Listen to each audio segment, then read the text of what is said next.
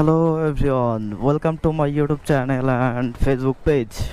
আশা করি সকলে ভালো আছেন, আর আলহামদুলিল্লাহ আমিও ভালো আছি।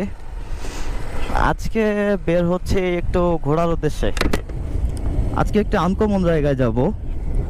যদিও বা এর আগে দুইবার ভিডিও করছি, বাট দুইবারই ভিডিওতে অনেক সমস্যা হয়েছে। যে ভিডিওগুলো করছি রিপেয়ার করতে অনেক সময় লাগবে, তো ভাবলাম নতুন করে একটা ভিডিও করি, যেহেতু দুইবার ভুল হয়েছে। একটা ভিডিও করছিলাম ঈদের সময়ে, তখন ভিডিওটা আসলে একটু সমস্যা হয়, ক্যামেরার সেটিংয়ের জন্য অনেক সমস্যা হয়। আর বেশ কিছুদিন আগে একটা ভিডিও করছিলাম, বাট আমার ক্যামেরাটা স্লো মোশন মোডে হয়ে গেছিলো, আর কিছু অডিও রেকর্ড হয়েছিল না, যার কারণে হচ্ছে ভিডিওটা অনেক লং হয়ে গেছিলো। এখন ওটা আসলে রিপেয়ার করতে অনেক সময় লাগবে, যার কারণে ভাবলাম নতুন করে একটা ভিডিও করি।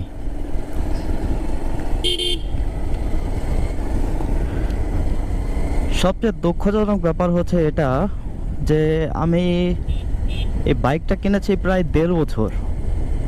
আমার ট্যাক্স টোকেনের মেয়াদও প্রায় শেষের দিকে, 2 বছরের ট্যাক্স টোকেন।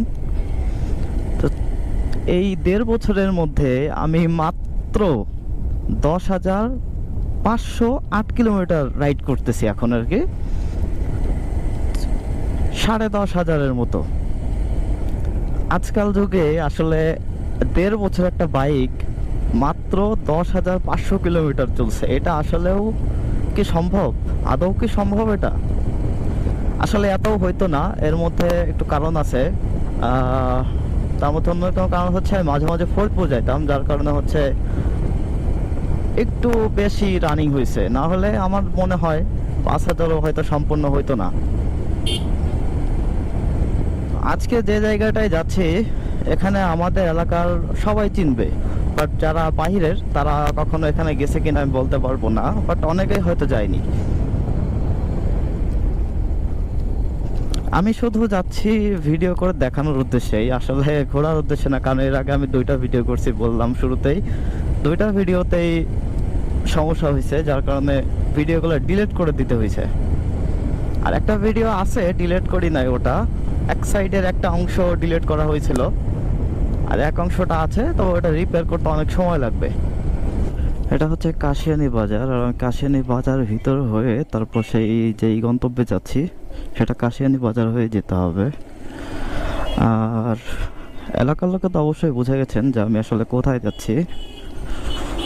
এই জায়গাটায় যাচ্ছি, এখানে সব থেকে ভালো হইতো যদি একটা ড্রোন ক্যামেরা থাকতো, তাহলে এখানে পুরো ভিউটা দেখানো যাইতো, বাট ড্রোন তো নেই। চলুন যাওয়ার পর দেখাই। আয় হায়, পুলিশ দেখলেই কেমন যেন একটা ভয় লাগে, একটা আতঙ্ক কাজ করে। যদিও গাড়ির সব কাগজপত্রগুলো আছে, তারপরেও কেমন যেন একটা আতঙ্ক কাজ করে। জানি না, এটা প্রতিটা বাইকেরই এমন অবস্থা যে পুলিশ দেখলেই যেন কেমন যেন একটা অন্যরকম ফিল, বাট এটা কেন হয় সত্যিই জানি না। আপনি যে কোনো বাইক কালারে জিজ্ঞেস করবেন বাইকার যে ভাই পুলিশ কেন ভয় পান, আসলে সে কিন্তু এর মূল কারণটা বলতে পারবে না, যে এই কারণ গাড়ির কাগজপত্র থাকা সত্ত্বেও কেমন যেন একটা পুলিশকে মানুষ ভয় পায়। বিশেষ করে বাইকাররা ট্রাফিক দেখলে বেশি ভয় পায়, সব কাগজ থাকা সত্ত্বেও। কেন পুলিশ আর বাইকারের মধ্যে এত দূরত্ব, তা জানা সত্যি অনেক দুঃখজনক ব্যাপার। একটা ইন্টারেস্টিং ব্যাপার হচ্ছে আমাদের এলাকার, আমি যে এখন যে জায়গাটায় আছি এটা হচ্ছে গোপালগঞ্জ কাশিয়ানী থানা, কিন্তু এই ব্রিজটা পার হয়ে চলে যাচ্ছি ফরিদপুরে, অর্থাৎ আলফাডাঙ্গা থানা। এটা এই হচ্ছে ফরিদপুর, আর ওটা হচ্ছে গোপালগঞ্জ। তোমার এলাকার যারা আছেন তারা তো অবশ্যই বুঝে গেছেন আমি আসলে কোথায় যাচ্ছি, আর যারা জানেন না তারা অপেক্ষা করেন, অবশ্যই সেখানে গিয়ে আপনাদেরকে দেখাবো।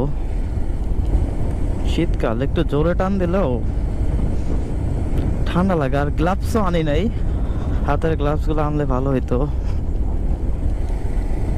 আমি যে জায়গাটা এখন যাচ্ছি, এই ইটের রাস্তা যেখান থেকে শুরু হয়েছে, মানে মেন রাস্তা শেষ, ইটের রাস্তা যেখান থেকে শুরু হয়েছে, ঠিক ওইখান থেকে আমি যে জায়গাটায় যাচ্ছি, ঈদের সময় হলে এখানে প্রচণ্ড ভিড় থাকে এবং প্রচণ্ড জ্যাম থাকে।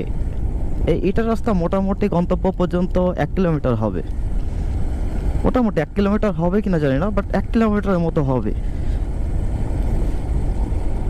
এখানে ঈদের সময় আসলে একটু সকালবেলার দিকে আসতে হবে, বা 3টা বা 3:30 বা 4টার দিকে আসলে মোটামুটি এখানে ফাঁকা থাকে। তবে যদি একটু বিকাল টাইমে বা আমার মতো এরকম একটা টাইমে আসেন, এখন প্রায় 4:30 বাজে, আর যেহেতু শীতকাল, একটু পরেই সন্ধ্যা লেগে যাবে।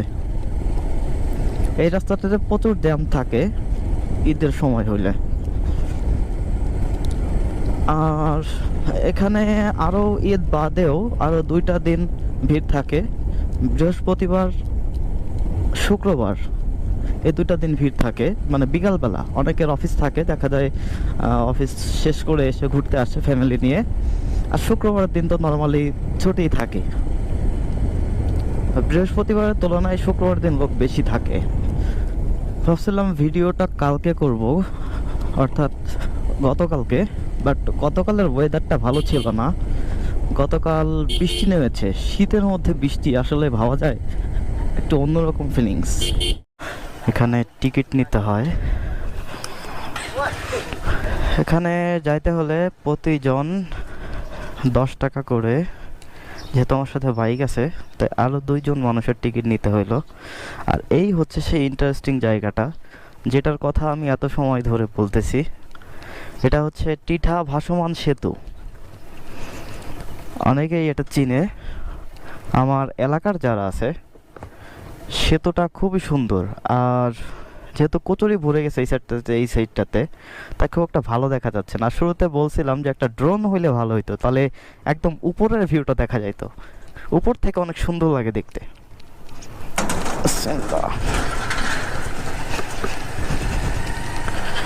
একদম পুরো ফাঁকা, কারণ এখন আসলে স্টুডেন্টদের পরীক্ষা চলতেছে, আর আজকে রবিবার, সবার অফিস খোলা, যার কারণে হচ্ছে পুরা ফাঁকা। তবে বিকাল আরেকটু হইলে হয়তো লোকজন হতে পারে।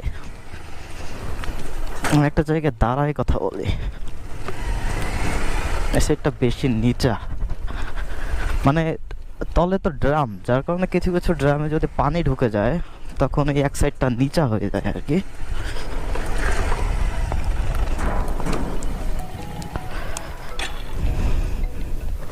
তো এই হচ্ছে সেতুর মাঝখানে, মানে এই ফাঁকা জায়গাটা থেকে এই পাশ থেকে এই পাশে নৌকা চলাচল করে।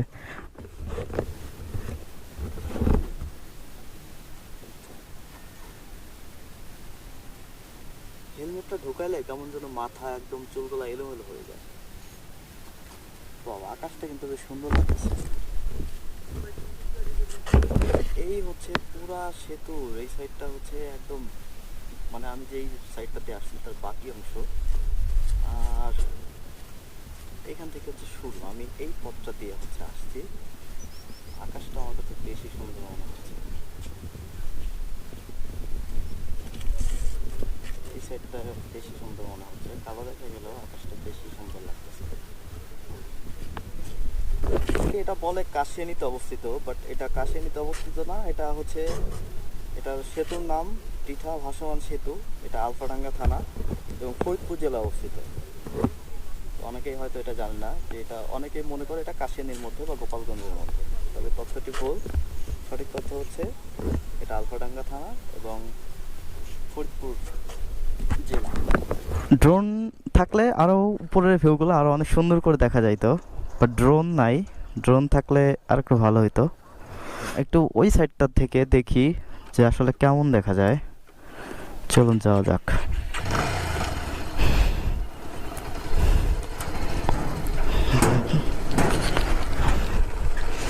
এটা হচ্ছে ভাসমান রেস্টুরেন্ট, খুবই সুন্দর। একই অবস্থা, পানি উঠতেছে।